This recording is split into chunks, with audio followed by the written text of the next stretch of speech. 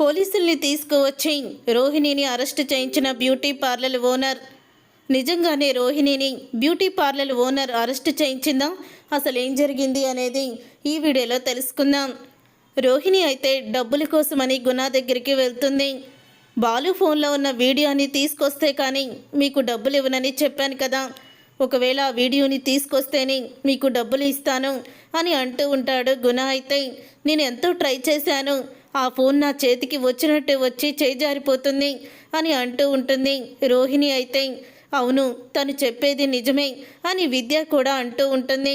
మీరు నాకు కారణాలు చెప్పొద్దు, నేను చెప్పిన పని చేస్తేనే డబ్బులు ఇస్తానని చెప్పాను, ఆ పని చేసుకొచ్చి అప్పుడు డబ్బులు తీసుకువెళ్ళండి అని గుణ అయితే ఖచ్చితంగా చెప్పేస్తాడు. తర్వాత ఇక రోహిణి అయితే బయటికి వస్తుంది. ఏం చేయాలో అర్థం కావడం లేదు అని అంటూ ఉంటుంది రోహిణి. ఇంతలో ఇక మళ్ళీ దినేష్ అయితే ఫోన్ చేస్తాడు. ఏంటి కళ్యాణి, డబ్బులకి ఎప్పుడు రమ్మంటావు, ఫోన్పే చేస్తావా అని అడుగుతూ ఉంటాడు. నాకు ఒక 10 రోజులు టైం ఇవ్వు, ఇప్పుడు అస్సలు కూడా నా దగ్గర డబ్బులు లేవు అని రోహిణి అంటూ ఉంటుంది.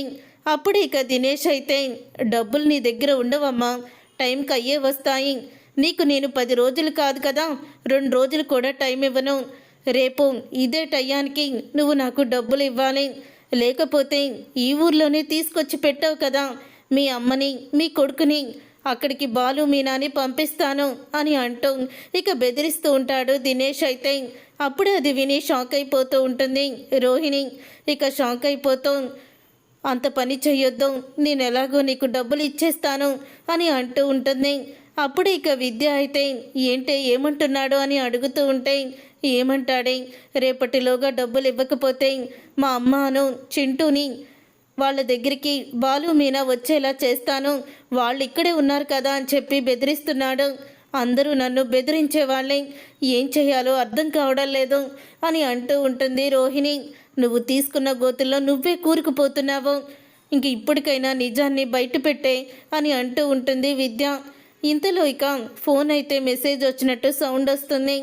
అప్పుడు ఇక అకౌంట్లో అయితే డబ్బులు పడతాయి. అవి చూసిన విద్య అయితే నీ అకౌంట్లో అదేంటి 3 లక్షల క్యాష్ ఉంది అని అంటూ ఉంటే, ఇవి బ్యూటీ పార్లర్ ఓనర్కి అప్పచెప్పాలి, అకౌంట్స్ తాలూకు డబ్బులు ఇవి అని అంటూ ఉంటే, అవునా సరే అయితే పార్లర్కి వెళ్దాం పదా అని బయలుదేరబోతూ ఉండగా అప్పుడు ఇక బ్యూటీ పార్లర్ ఓనర్ అయితే ఫోన్ చేస్తుంది. రోహిణి, నీ దగ్గర అకౌంట్లో డబ్బులు ఉన్నాయి కదా అని అడుగుతూ ఉంటే, ఉన్నాయి మేడం. సరే అయితే నేను ఊరికి వెళ్తున్నాను, నీ దగ్గరే ఆ మనీ అయితే ఉంచు, నేను 4 రోజుల్లో వచ్చిన తర్వాత అప్పుడు చూసుకోవచ్చు అని అంటూ ఉంటుంది. ఓకే మేడం అలాగే అని అంటూ ఉంటుంది రోహిణి.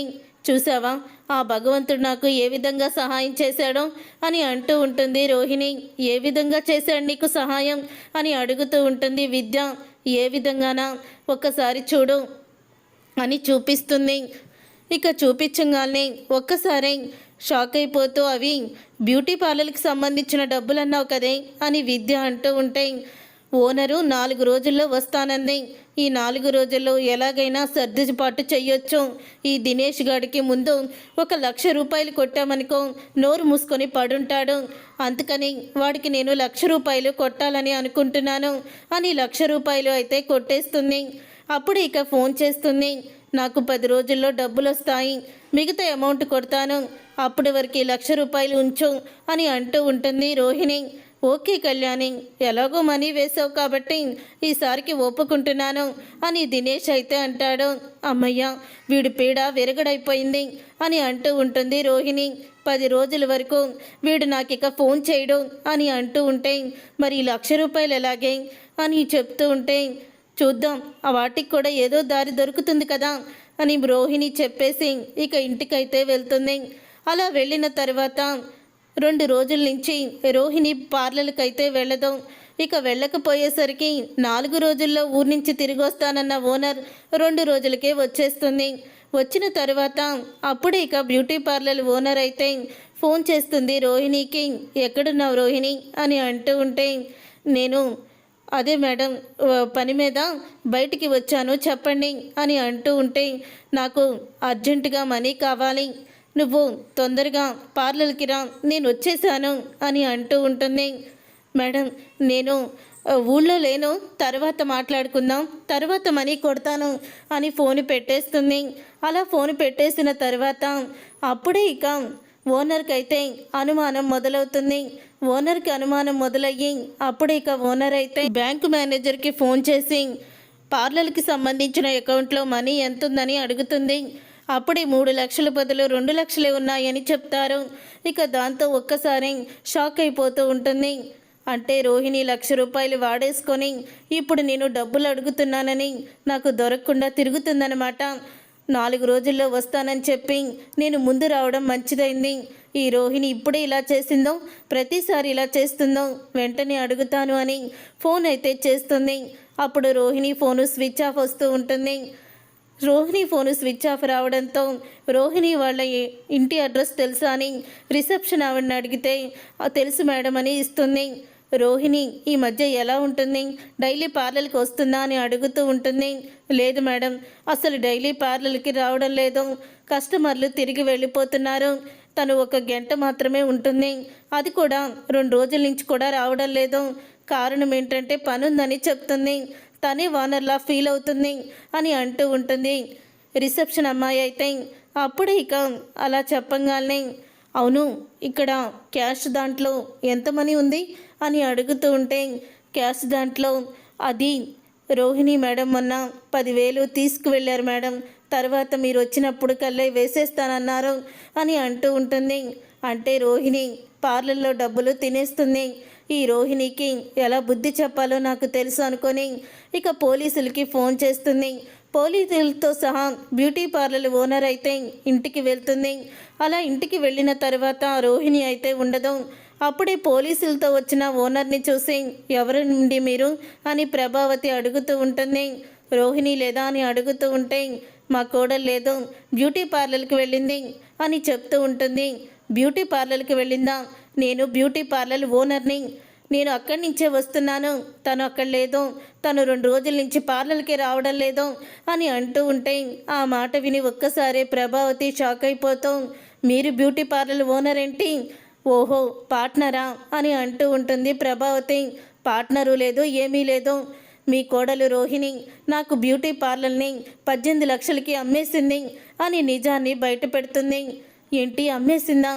అదేదో పార్ట్నర్షిప్ అంది అని అంటూ ఉంటుంది ప్రభావతి. పార్ట్నర్షిప్ కాదు, ఏమీ కాదు, తను అమ్మేసింది. చెప్పండి, ఇప్పుడు కూడా ఈ బ్యాంక్ అకౌంట్లో నుంచి పార్లర్కి సంబంధించిన ₹1,00,000 డబ్బుని తను వాడేసింది. అలాగే బ్యూటీ పార్లర్లో ఉండాల్సిన క్యాష్ కూడా వాడుకుంది. 2 రోజుల్లో ఆ డబ్బులు తీసుకురాకపోతే మళ్ళీ పోలీసులతో వస్తానని చెప్పండి, ఫోన్ చేస్తే ఫోను స్విచ్ ఆఫ్ వస్తుంది అని అంటూ ఉంటుంది beauty parlour owner. Beauty parlour owner అన్న మాటలకి ప్రభావతి షాక్ అయిపోతూ ఉంటుంది. చూసావా, మీ ముద్దుల కోడలు ఎంత పని చేసిందో, ఇంటికి పోలీసులు కూడా రప్పించింది అని అంటూ ఉంటాడు సత్యం.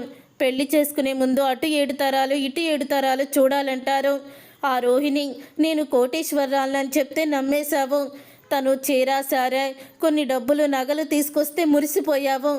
ఏ రోజు వాళ్ళ నాన్న ఫోటోని కానీ అతని పేరుని కూడా మనకి చెప్పలేదు, ఫోటోని కూడా చూపించలేదు అని అంటూ సత్యం అయితే ప్రభావతిని తిడుతూ ఉంటాడు. అప్పుడు ఇక రోహిణి అయితే ఇంటికి వస్తుంది. ఎక్కడికి వెళ్ళొస్తున్నావని అడుగుతూ ఉంటుంది. అప్పుడే ఇక రోహిణి ఇంకెక్కడికి వెళ్తాను అత్తయ్య, పార్లర్కి వెళ్ళాను అని చెప్పడంతో చంప పగలగొడుతుంది ప్రభావతి రోహిణిని.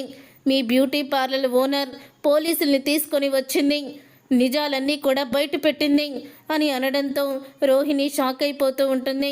చూసారుగా ఫ్రెండ్స్, రాబోయే కథలో ఖచ్చితంగా ఇలాగే జరగబోతుంది. మరి ఇలాగే జరగాలని మీరైతే కోరుకుంటున్నారా?